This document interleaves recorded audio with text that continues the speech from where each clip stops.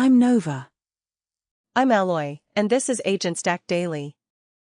Sakana has taken Kimi K2.6, added training for Japanese language and business contexts, and released Namazu with a 262,000 token window. That's a concrete attempt to solve a problem generic models often skate past. Japanese writing can be grammatically correct and still get formality, hierarchy, or commercial tone wrong. And it's landing beside two radically different bets on where AI work should run. Upstage Solar Pro 4 accepts roughly 500,000 tokens through OpenRouter, while Meta says it's open. 30 billion parameter Muse Glimmer can run on one RTX 3090. Okay, that's actually wild. One model wants the giant document pile, and another wants the desktop GPU.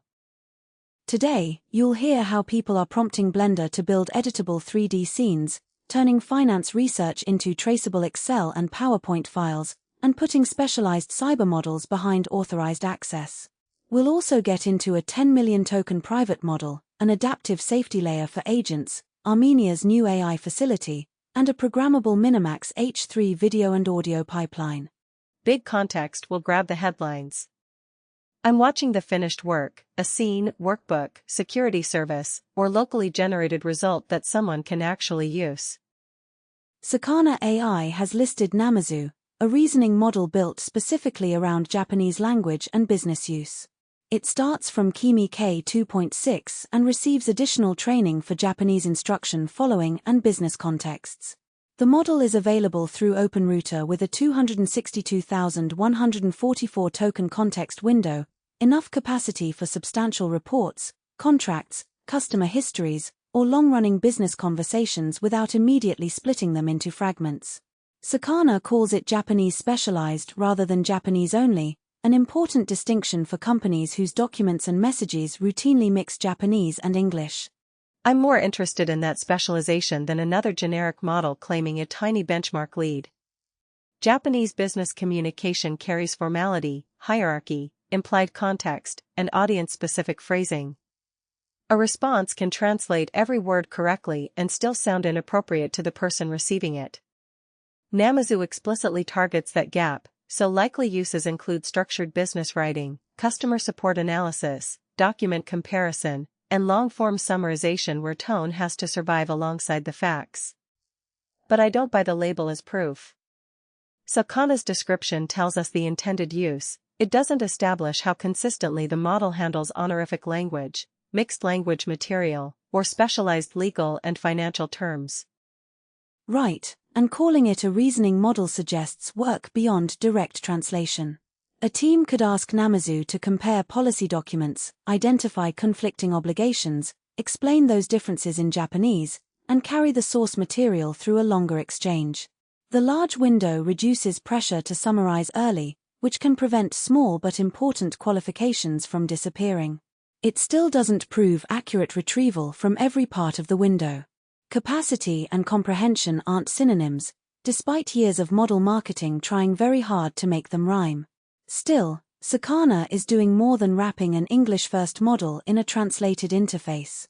If the outputs hold up, Japanese teams get a reasoning option designed around their work instead of one they must repeatedly correct. 500,000 tokens is an enormous number, but what does Solar Pro 4 offer beyond letting someone paste in a heroic amount of text? Upstage Solar Pro 4 is newly available through OpenRouter with a 524,288 token context window. Upstage positions it for agentic workflows, office productivity, document-intensive work, and coding. That capacity can hold multi-hundred-page reports, long conversation histories, or a substantial collection of source code in one request. It reduces the need to split material into chunks, summarize each chunk, and then trust that those compressed summaries preserved every detail needed later.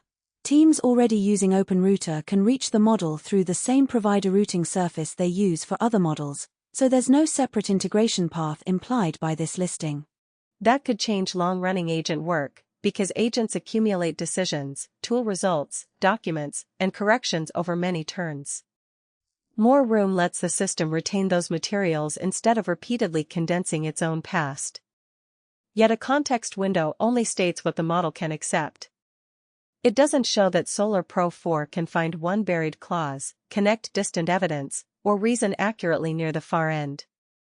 I don't buy a large window as a performance result until independent evaluations show what happens across the full span. Exactly. A bigger filing cabinet doesn't automatically produce a better analyst. Price and latency matter too. Processing 500,000 tokens can be technically possible while remaining uneconomical or slow for routine work. Even so, the access change is concrete.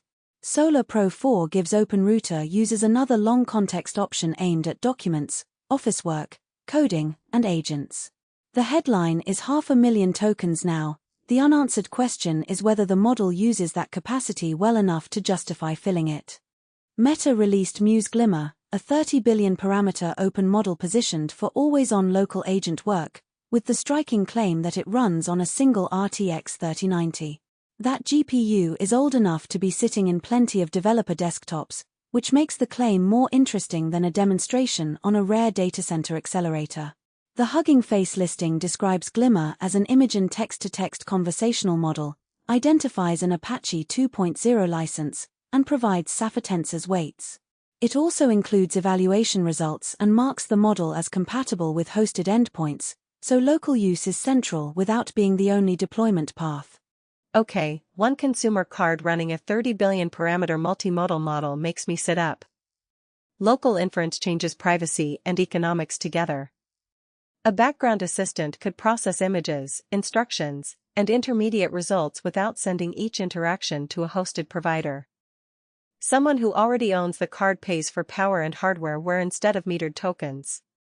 That can make persistent local work plausible for a solo developer, small studio, or household setup that would never justify a recurring cloud GPU bill. Because it's multimodal, the model could support private image understanding, media organization, or a desktop assistant that discusses visual material. There's an asterisk: the size of the graphics card. Runs doesn't establish speed, numerical precision, memory settings, context capacity, or room for application overhead. A model can technically load and still respond too slowly to be useful. Meta's always-on agent framing also needs evidence from loops involving planning, recovery, visual input, and repeated tool calls, not just one successful chat prompt. Community discussion drew more than 1,100 upvotes, but curiosity isn't a latency chart. Still, open weights, a permissive license, Imagen text input, and reach toward a desktop GPU lower the barrier for private visual assistants and local background agents. We just talked about models holding giant document collections. Blender MCP takes a different route. Instead of giving the model more text, it gives the model hands inside a visual application. The open-source Blender MCP project connects Claude with Blender through the Model Context Protocol, or MCP, a standard that lets AI systems call outside tools through structured messages. A person describes a scene, and the bridge turns those instructions into Blender operations such as creating geometry, assigning materials, positioning objects, or assembling a scene. The repository has roughly 25,700 stars, substantial evidence of interest in moving some 3D work from menus and manual scripting toward conversational control. More importantly, Blender performs operations on an editable project. The result isn't a flat generated picture, its objects, lights, materials, and camera remain adjustable. And 3D is a brutally honest proving ground. If the model places an object incorrectly or misunderstands lighting, the mistake is visible. Prompt-driven rough drafts could still be valuable. An artist can begin with a blockout, then use Blender's ordinary tools for precision. A game developer could describe an initial prop arrangement, a motion designer could ask for basic geometry and camera placement. Developers also get a vivid example of MCP reaching beyond files and web services into stateful creative software where one operation affects the next. I'd keep the excitement attached to the project's maturity. The repository had a recent August 9th push but no tagged release in the supplied source, so there isn't a stable versioned package to treat as finished. Complex scenes will expose whether the bridge can order operations reliably and recover when Blender's state differs from what the model expects. For now, the achievement is clear: Claude can issue structured actions to Blender, and the output remains editable. That's more than a visual party trick, even if it isn't a production-grade substitute for an experienced artist. OpenAI Chief Financial Officer Sarah Fryer has published 5 lessons from building what she calls an AI-native finance function. The highlighted areas include automated forecasting, stronger financial controls, and measuring return on AI investment. This is a practitioner account, not a new model or product. OpenAI is using its own finance organization as the worked example and arguing that finance leaders should apply the technology they're evaluating to their own operations. That puts the finance team in 2 roles at once. It governs spending on AI while also becoming a user of the systems whose value it must measure. That argument is slightly self-serving and still sensible. Finance leaders approve AI spending, then have to explain whether it produced measurable value. Using AI in forecasting and controls gives them direct exposure to the benefits and the mess. I'm more interested in stronger controls than a faster forecast. Financial work needs ownership, traceability, and review when generated analysis affects a budget, investment, or public statement. If automation saves time but makes assumptions harder to inspect, the team hasn't necessarily improved the function. It may only have moved the uncertainty somewhere less visible. Fair, but OpenAI operates from an unusual position. It builds the models, can draw on internal specialists, and works at a scale most finance teams won't match. 5 lessons from its own operation don't automatically transfer to a manufacturer, regional bank, or smaller software company. The post offers management experience rather than comparative evidence, and it doesn't ship a new finance tool. Its useful contribution is treating AI adoption as an operating change that finance must measure and govern, not another subscription tucked into an expense line. That sets up the Model ML deployment later. Fryer describes reorganizing the function, while Model ML shows what an AI-assisted finance artifact can look like. Armenia is hosting what Firebird calls the largest AI factory in the CIS region. AI factory can sound like data center marketing with better lighting, so what actually opened? Firebird, an emerging AI cloud provider, launched the facility in Armenia on August 8 with Armenian Prime Minister Nikol Pashinyan among the officials supporting the unveiling. The site combines NVIDIA accelerated computing with Dell high-performance AI infrastructure. Calling it an AI factory signals dense GPU capacity intended for model training and inference rather than conventional web hosting. Firebird's claim that it's the region's largest isn't independently established by the supplied material. What's concrete is the opening, its Armenian location, the government presence, and the NVIDIA and Dell infrastructure combination. Even with that caveat, nearby compute could matter for regional companies, universities, and public institutions. Armenia gains a chance to host AI workloads instead of buying every unit of capacity from larger foreign clouds. It could also become a focal point for technical hiring and investment. I'm excited by that possibility, but Access decides whether the facility helps startups or mostly serves governments and large enterprises. Pricing, available capacity, customer tiers, and onboarding will reveal whether a smaller company can rent meaningful GPU time. Exactly. Opening a large cluster doesn't automatically create a surrounding ecosystem of researchers, software companies, and skilled operators. Compute is a necessary input, not an instant industry. Firebird has supplied Armenia with purpose-built AI infrastructure and a regional claim large enough to draw attention. Its lasting effect depends on who gets access, what they can afford, and whether organizations in the region move training and inference work onto the facility. OpenAI has put GPT 5.6 Cyber into Daybreak Red, its gated program for advanced cybersecurity work. OpenAI names authorized vulnerability research, exploit validation, and security testing as intended uses. This isn't a general coding assistant or a public self-serve endpoint. Researchers need access through Daybreak Red, and the systems they examine must be covered by authorization. That narrow access path is part of the product, not a footnote. It pairs the capability with an approved population rather than asking policy language alone to control unrestricted use. It has to be gated, because the same capability can help a defender verify a flaw or help an attacker weaponize it. OpenAI frames the release around a shrinking cyber defense window. the interval between a vulnerability becoming known and someone turning it into an attack. A specialized model could help defenders discover, reproduce, and triage flaws more quickly. But how much more quickly? OpenAI hasn't supplied benchmarks here, so there's no grounded comparison with earlier models or expert human teams. The announcement supports the intended tasks and access model, not a claim that the model outperforms every existing security tool. Nor does it include a detailed capability list or changelog. Claims about autonomous exploitation, broad tool compatibility, or superior performance would outrun the source. Cybermodel names practically beg people to write their own thriller around them. The published facts are more useful. GPT 5.6 Cyber exists, Daybreak Red controls access, and OpenAI intends it for authorized vulnerability research, exploit validation, and security testing. And that sets up the Daybreak partner move coming shortly.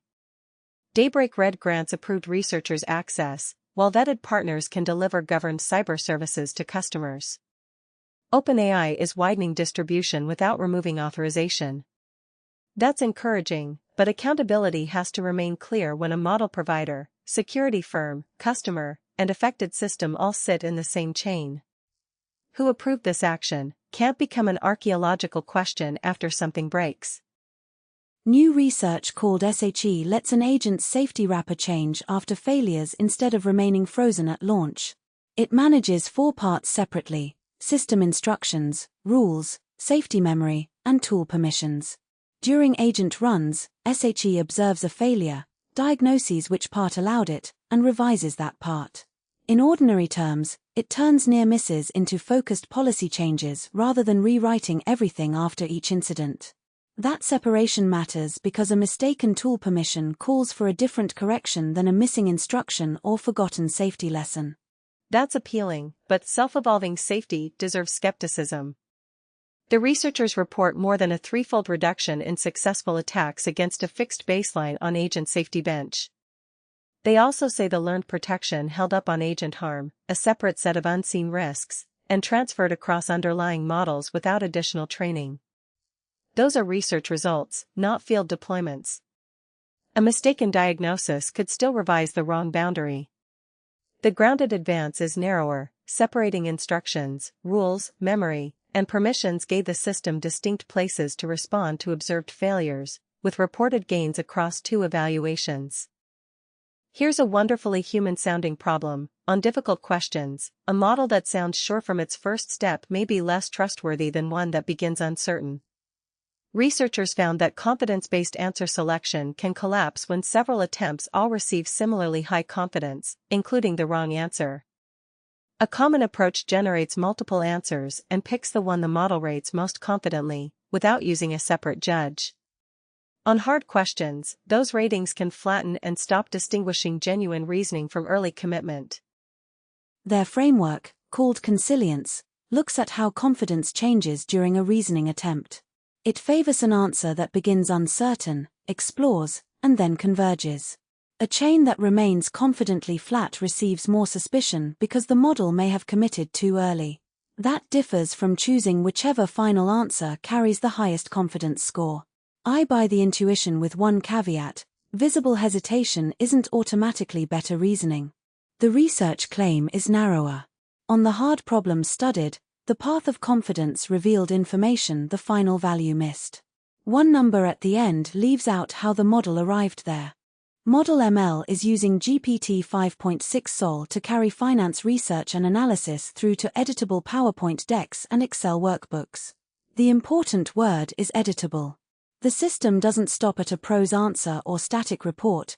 It produces files analysts can inspect, modify, and use in their normal work.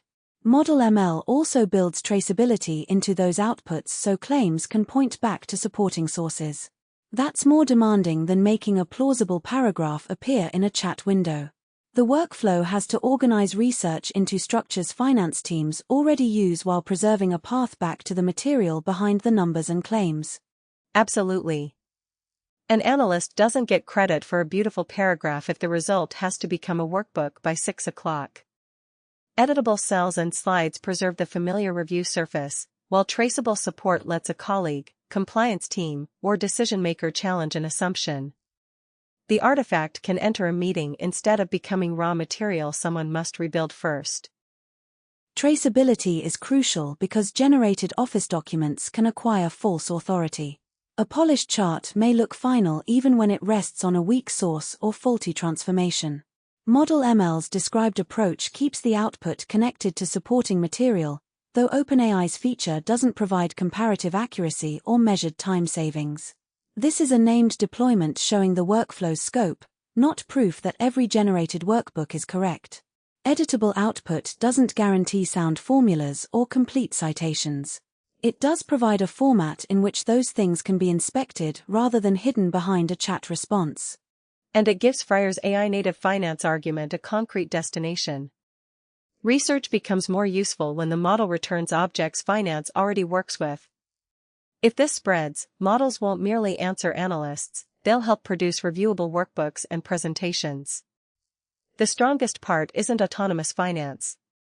It's reducing the distance between generated analysis and a defensible work product.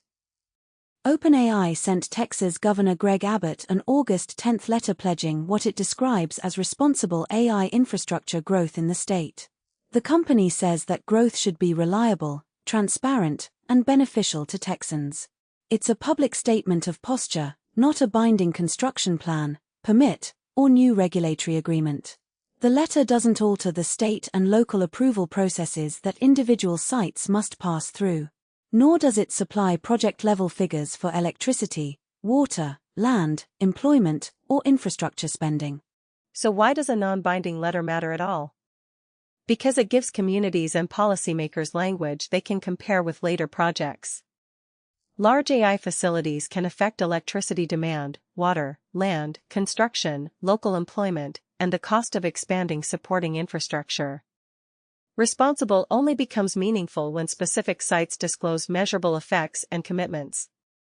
The letter doesn't provide those details, but it creates a public baseline OpenAI can be asked to explain when actual proposals arrive. Firebird's Armenia announcement had the same unresolved question from another angle. Hardware is concrete, while regional benefit depends on access, terms, and local consequences. A promise isn't infrastructure policy, but it can become a reference point when permits and sites turn abstract commitments into local decisions. This answers part of the access question from GPT 5.6 Cyber. OpenAI is allowing approved Daybreak partners to use frontier cybersecurity models and authorized, governed services for customers. Why route the capability through partners instead of opening a public endpoint? Governance and accountability. Approved security providers can wrap the models in services with customer authorization, operating controls, and a responsible organization attached. Customers receive managed security work rather than unrestricted raw model access. OpenAI can broaden the reach of its cyber models while retaining a vetting layer around who uses them and why. That fits enterprise buyers that already purchase defensive testing or security operations from specialist providers. It also lets a partner combine model capability with human judgment, engagement boundaries, reporting, and an existing customer relationship. I can see why buyers would prefer a provider that owns the engagement, but governs still needs substance. The announcement doesn't name the first partner cohort, disclose prices, identify every available model, or describe the complete control package. The program establishes a distribution design, it isn't a public audit of each service. Trust now rests partly on how OpenAI selects partners and how those partners document authorization, oversight, and model-driven actions. So yes, it's a sensible middle path, but the wrapper needs to become visible. Pokey AI has released Pokey Isaac 28B, a text-only foundation model with a claimed 10 million token context window. It's designed to run within a customer's boundary through a virtual private cloud, on-premises infrastructure, or on-device deployment. The weights aren't public. Pokey licenses the model into those environments. That differs from an open-weight local release like Glimmer. Customers receive data location control, but not unrestricted possession of the weights. Pokey lists pricing at 15 cents per million input tokens and $1 per million output tokens. 10 million tokens is absurdly large, about 20 times Solar Pro 4's listed window. What evidence does Pokey offer that Isaac can use that span rather than merely accept it? Pokey reports 93.3% on Ruler at 10 million tokens, while every baseline in its comparison panel scores 0 beyond 2 million. Ruler checks whether models can retrieve and reason over information across long inputs. Pokey also reports 70.94 on the fourth version of a tool use benchmark and second place on Terminal Bench 2.1, which measures agents performing terminal tasks. On one NVIDIA B200, the company claims input processing at 137,200 tokens per second at full context, with output generation near 335 tokens per second. Those numbers come directly from Pokey, so I'm treating them as claims until outside teams reproduce them. Even with that label, Pokey has supplied unusually specific results, deployment choices, and pricing. The package targets organizations with enormous private repositories, records, or histories they don't want to send to a shared public service. 10 million tokens could reduce some retrieval and compression, though raw context doesn't prove every distant detail will be used correctly. And inside the customer boundary doesn't mean open weights, that distinction matters for control and vendor dependence. What shipped is a licensed 28 billion parameter model with an enormous claimed window and concrete vendor benchmarks, not independent proof that long context infrastructure has become optional. Minimax H3 is being used in a programmable pipeline that generates video and audio together, with Comfy UI acting as a headless backend. Headless simply means Comfy UI runs behind another application instead of requiring someone to click through its visual interface. So what changes when the visual workflow becomes an API? Software can construct and submit the generation graph dynamically. Comfy UI normally represents generation as connected nodes, with each node performing one part of the media process. The implementation covers the automated path from examining available hardware and obtaining model weights to assembling that graph and decoding the resulting video and audio. That makes the workflow usable inside a service, batch process, or larger media application rather than only at an artist's workstation. Another application can request a generation job, monitor it, and receive both media streams without exposing Comfy UI's canvas to the end user. A production interface, internal media tool, or automated content system can therefore treat the visual workflow as a back-end capability. Joint output matters because separately generated sound and video can drift in timing and intent.